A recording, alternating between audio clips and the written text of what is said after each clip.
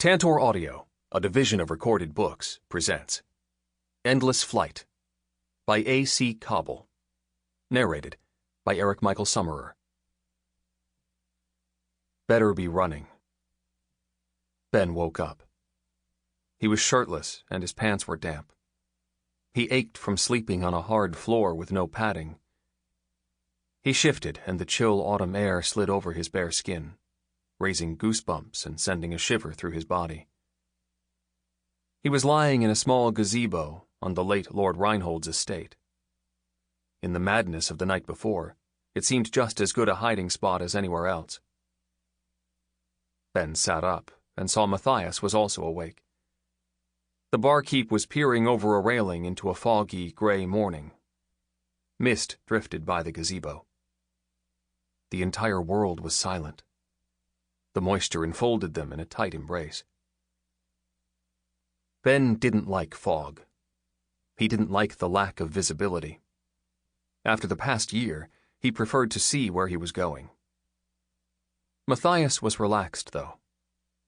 Watching him, the tension drained from Ben's body. Matthias wouldn't be sitting so calmly if he felt there was a threat lurking out of sight. Rolling to his feet, Ben wrapped his arms around his bare skin. He had been lying back to back with Amelie on the floor of the gazebo, and the warmth from her quickly vanished. Matthias turned when Ben rose and nodded a good morning. Ben settled down next to the veteran. Stretching and rubbing his hands over his arms and shoulders to loosen up and keep warm, Ben nodded back. "You think she's going to be ready to move this morning?" Matthias whispered, glancing at Amelie's sleeping form. Ben shrugged. "She has to be." Together they stared out into the gloom. A bell later, Amelie began to stir underneath Matthias's fleece-lined lambskin coat. She rolled over and saw Ben occupying the same position Matthias had when Ben woke. "What's happening?" she called in a low voice. Ben smiled down at her. "Good morning to you, too." She rolled her eyes and sat up. "Matthias went back to the city," Ben explained quietly. Amelie's eyes shot open. "I don't know if that is a good idea," she protested. "The sanctuary is going to be looking for us, looking hard. And if they find us, well, suffice to say I think we need to get away from the city as quickly as possible. If they catch him—" She left the rest unsaid. Ben nodded. "He knows. We talked it over before he left. What else can we do? We threw half of our clothes into the river last night, and we have no food and no supplies. We need information before we start running in any direction." Ben stood and began to pace across the small space in the gazebo. "They won't know Matthias was involved yet, we hope. He has the rowboat and can tie up at one of the smaller docks, one where they won't have guards. He can slip in, gather supplies, contact our friends, and be back out before the mages even hear his name." "They'll know more than you think, and quicker," challenged Amelie. "We can't stay here long." She paused and then continued with a sigh. "But you're right. We have to get supplies and learn what we are up against." "What do you think—" Ben swallowed nervously. "What do you think Megan told them?" Amelie sighed. "I don't know. Everything?" She shifted around on the wooden floor. "Megan was growing distant over the last several months. The only thing she thought about was studying, learning faster, and progressing to the next step. Anything they'd ask, she would do. Anything they told her, she would believe." Ben frowned. "What kind of things?" "Our instructors say the sanctuary exists to serve the greater good," responded Amelie. "It's a compelling message, that we are part of something larger, something that is important. They suggest the more complicated history of the sanctuary is because the mages were pursuing a worthwhile end, and it justified some questionable means. Maybe they really believe that, maybe they don't. I can say for sure, though, Megan believed it. She really thought she would do great things, not just for the sanctuary, but for all of Alcott." Ben sat on the railing and kept listening. "I think that is how the mages are able to accumulate so much power and never get challenged," continued Amelie. "They say it's to help everyone. It's easier to believe that they want to help than it is to challenge them. They have a lot of power, more than any individual lord does." Amelie took a deep breath.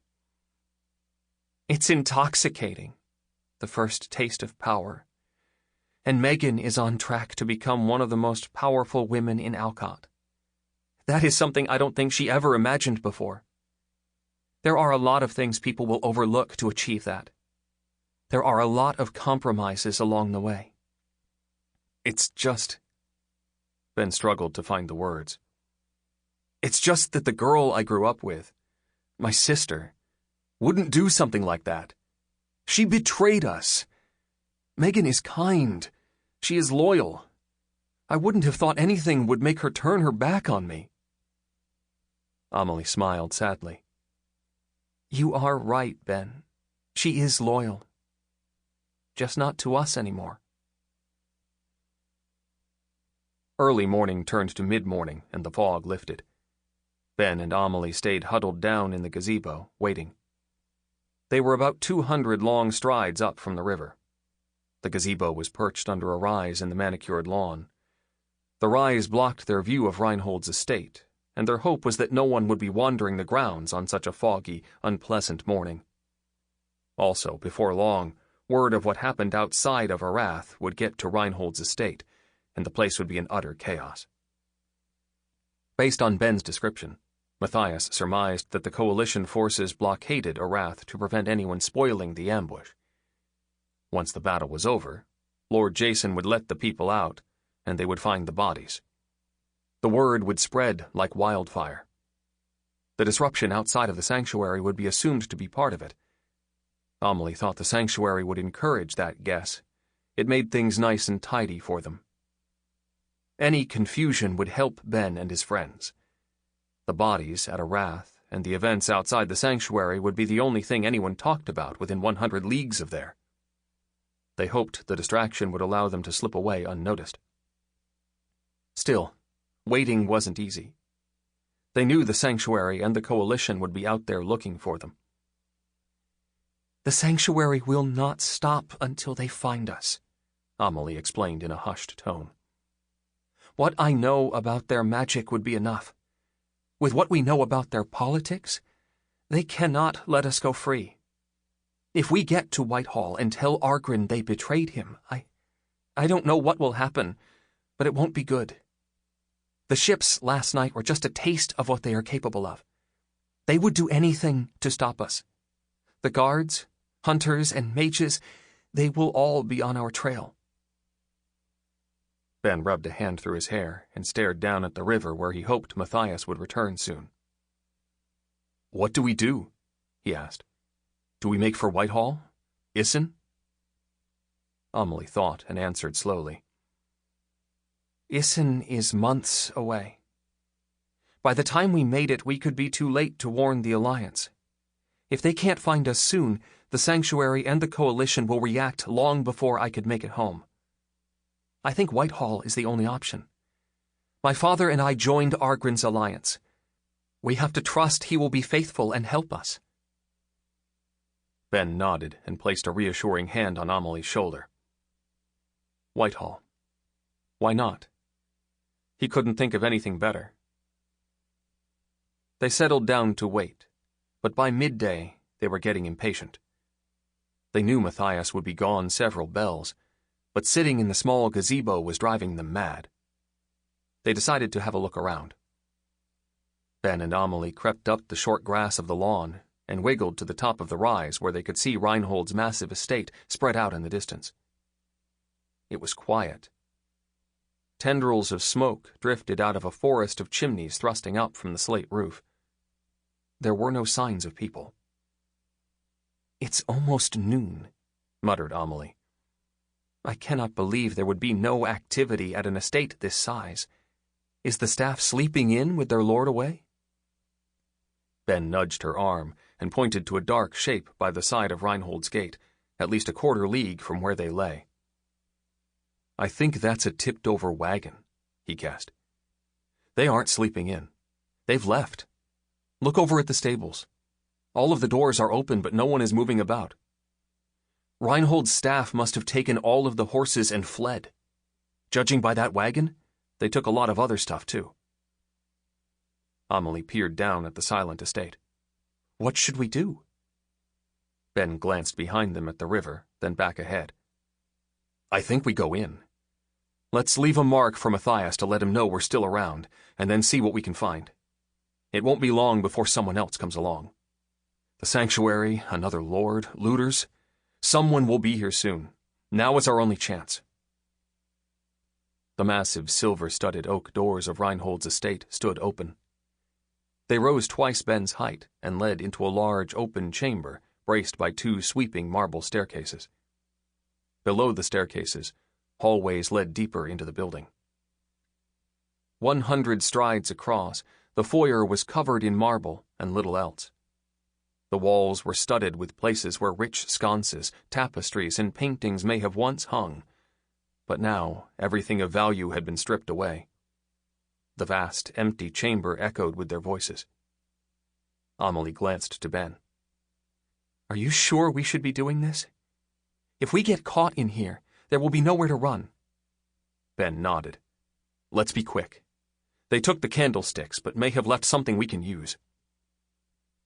They moved quickly through the front part of the estate. It contained offices, reception areas, and meeting rooms. It appeared to be where Reinhold ran his merchant banking business. Everything portable and of value had been taken. Some fine furnishing and carpets remained, but neither had any interest for Ben and Amelie. They noticed open drawers and cabinets that looked to have been looted as well. Scatters of loose paper lay around the floors, and doors hung open with irregular shelves of documents missing. Reinhold's business advisors, muttered Amelie. They would have taken any documents describing Reinhold's business. They'll sell it or use it to barter for employment with his competitors. After ducking into several of the offices, they gave up on that wing and moved deeper into the estate. They needed food, clothes, and supplies for traveling. The building was massive, and there wasn't time to explore every room. Ben thought the place could house every resident of Farview with room to spare. The silence in a building that size was unnerving. They could hear only the soft slap of their bare feet on the cool marble floor. Shoes were definitely an item Ben wanted to find. Deeper into the building, they found grand ballrooms and open verandas for strolling. It was built for entertaining large numbers of guests. Ben realized they would find nothing useful here. Just like the foyer, the valuables had been taken. Only large, heavy items remained. It gave them hope, though. If looters focused on the valuables, maybe they had left more common goods like clothes behind. Past the entertaining spaces, they finally found something useful. The kitchens. There, the looting had been minimal. Long pantries containing a wide variety of delicacies and basic foods items lined the narrow hallways off the main kitchen. Ben found sacks full of potatoes, which they emptied out and began stuffing with food they could easily travel with. Amelie eyed a shelf of marmalades, passed them over for a sack of dried beans, and sighed. That is one thing I will miss about the sanctuary. The food. Ben grinned. You don't like my cooking?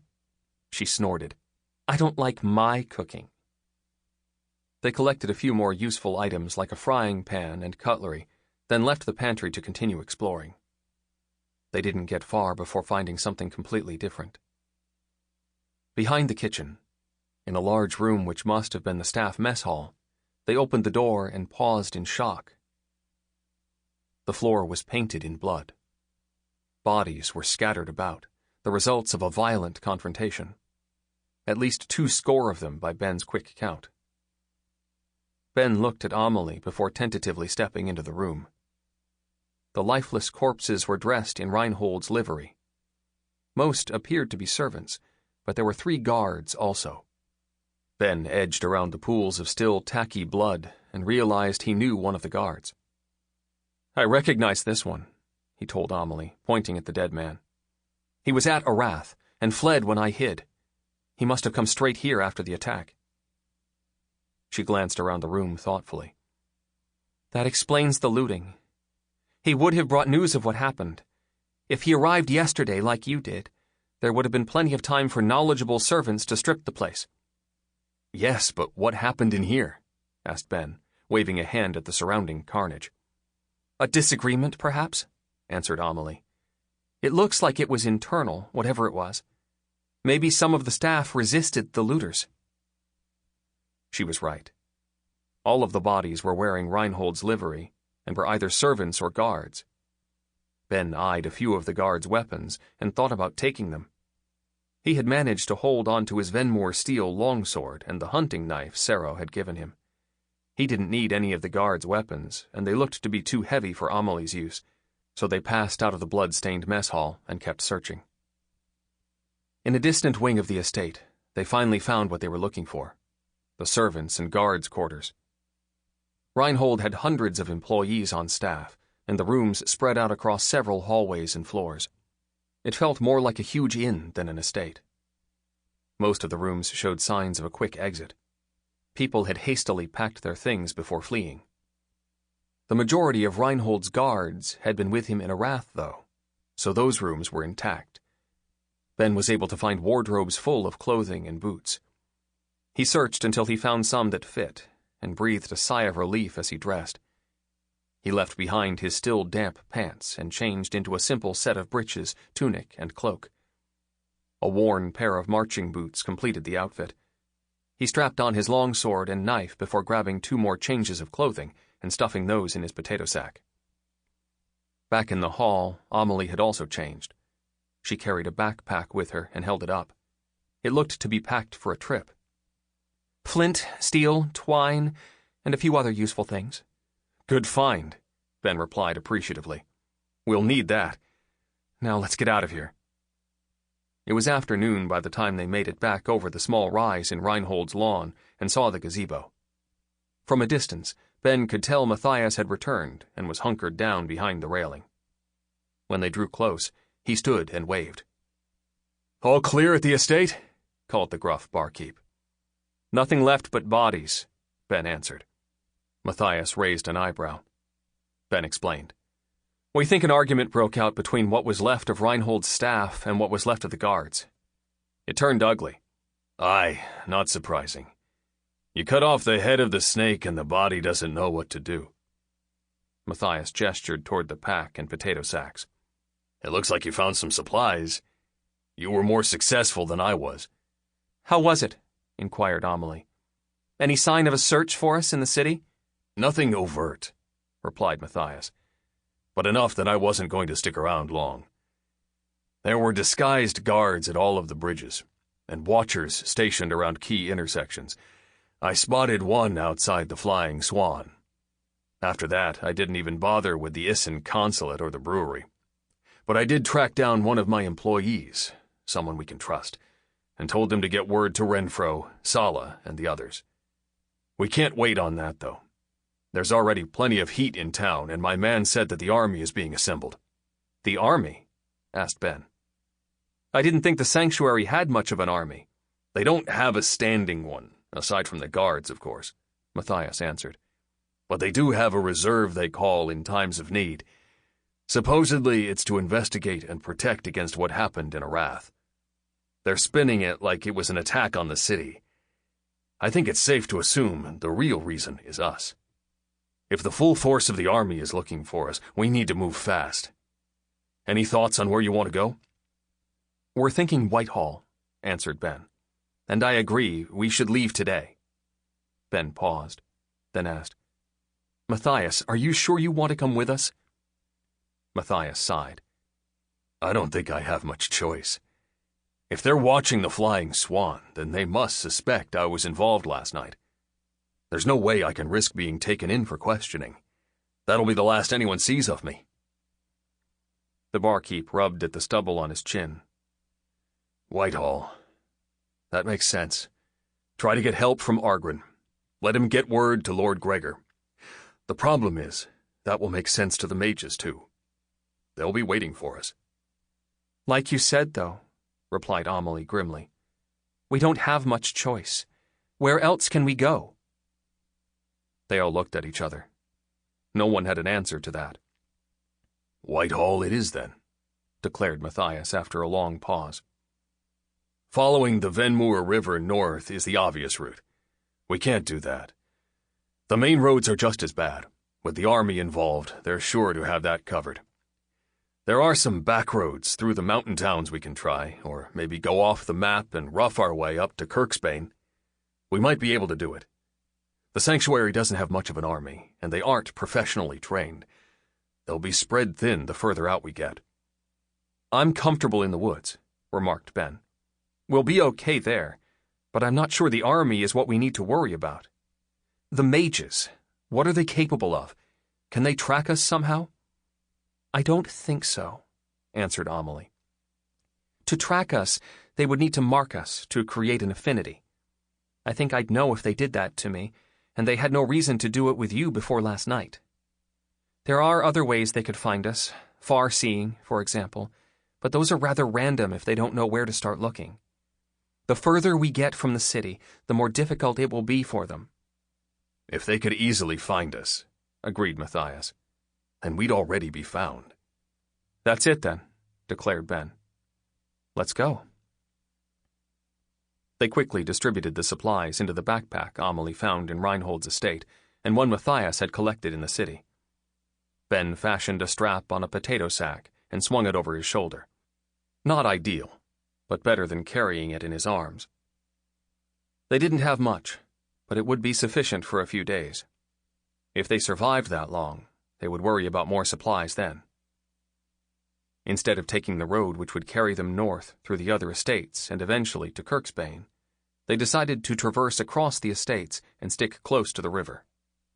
The risk of running into a lord's guard was a lot easier to handle than seeing the sanctuary's troops on the road.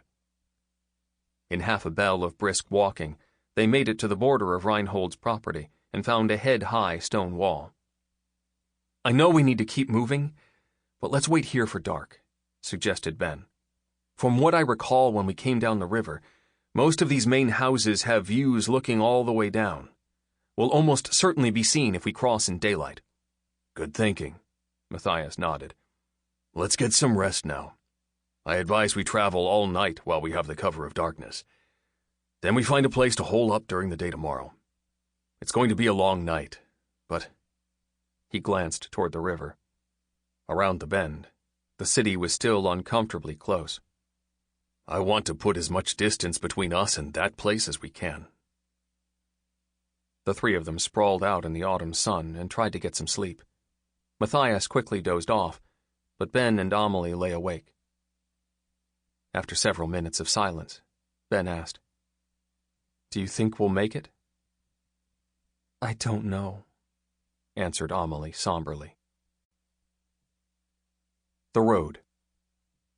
When night fell, they had a quick meal of cold provisions, scaled the wall, and dropped easily to the other side. The property was much like Reinhold's, wide open lawns with a scattering of trees. The moon rose, and they trotted across smooth grass. The main building was well lit. The rest of the estate was dark. They were worried about guards patrolling the grounds, but in half a bell made it through without seeing anyone. The night was cool, but the quick pace kept them warm.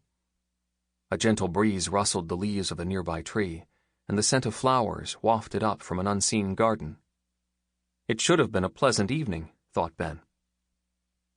At the border to the next estate, they found a wall similar to Reinhold's, head high and easy to scale. 5 more walls, 5 more hurried trots across open lawns. They squatted down to catch their breath.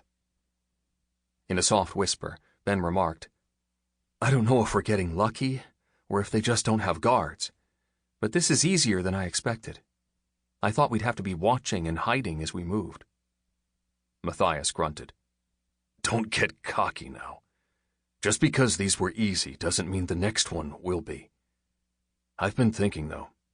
It's taking us nearly half a bell to cross each property. Unless they keep an entire army to do patrols, they can't have enough men to watch all of the walls. They must keep the guards close in at night. As long as the buildings are guarded, there's nothing out here anyone would be interested in sneaking to. It's not the Lord's guards we need to worry about, muttered Amelie. Do you think the sanctuary would have people out here on the estates? Ben worried. I'm not sure, she replied. That's what scares me. We know they have resources, but how quickly can they deploy them? How long before they realize we're not moving on any major roadways? Ben frowned. It wasn't such a pleasant night any longer. They are either out here or they are not, declared Matthias. If they've already locked down cross-country routes, then we're cooked no matter what we do. The one thing we can affect now is time. The quicker we go, the further they will have to expand the net, and the better our chances. Ben stood and settled his makeshift pack. Shall we? The next 2 estates passed smoothly like the ones before them. The manicured lawns were just as easy to travel across as a well-paved road. The high moon provided plenty of light. It gave Ben a little concern that they would be visible to anyone really looking, but so far, the only sign of life was in well-lit buildings they easily avoided. The next wall proved to be a bigger challenge. It stood nearly twice the height as the others, and the top was studded with sharp glass shards. This fellow is a bit more worried about security, I guess, grumbled Matthias. Luckily, despite the increased height, the wall was roughly mortared field stones and had plenty of finger and toe holds. Ben gripped a stone and pulled himself up. At the top, he swung his cloak off and folded it before draping it across the glass shards. They were worn from exposure to the weather, but still felt uncomfortably sharp. He pressed a hand down on the cloak to test, then called to his companions. Matthias, I wouldn't recommend straddling the wall and sitting down, but this should hold for us to swing over quickly. The barkeep snorted derisively in the darkness below. Ben hung a leg over, found footing, and moved to the other side. Amelie came up next. Ben stayed near the top to help her get across. Matthias brought up the rear, and the 3 of them descended into the grounds of the new estate. Not bad, whispered Matthias as they all scanned ahead. It looked just like the other properties they'd traversed. Open lawns, stands of trees, and a small wooden structure in the distance that appeared unoccupied. Whoever lives here, Ben responded, they may be worried more about security. But like you say, no one can afford to pay enough guards to patrol all of this. Let's move. At a quick jog, they made good time with only a little delay when they came across a small stream. In the darkness, Amelie almost ran straight into it. Ben caught her arm at the last second before she plunged in. She gave him a thankful look, and they moved upstream until they found a short bridge to cross and stay dry.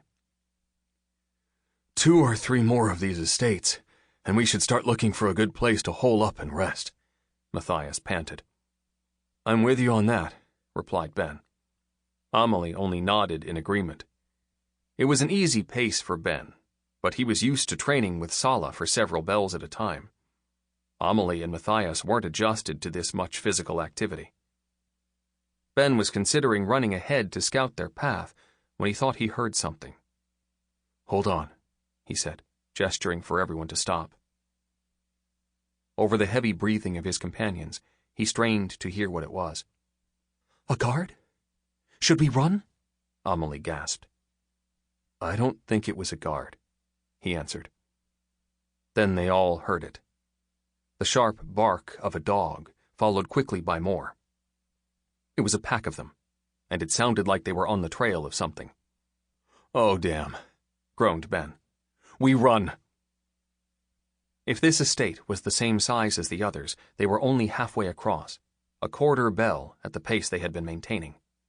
The dogs would be on them before that. They started at a flat run, but slowed when they realized they couldn't keep that up for long. The barking drew closer, and Ben got nervous. He and Matthias were both armed with swords, so even against a large pack, they might be able to defend themselves. But the dogs would bring guards. Even if they were able to fight off the guards, just being seen could ruin their chances of escape. A word in the wrong ear, and the sanctuary would suspect it was them. They would blanket the area with troops, hunt. Sample complete. Ready to continue?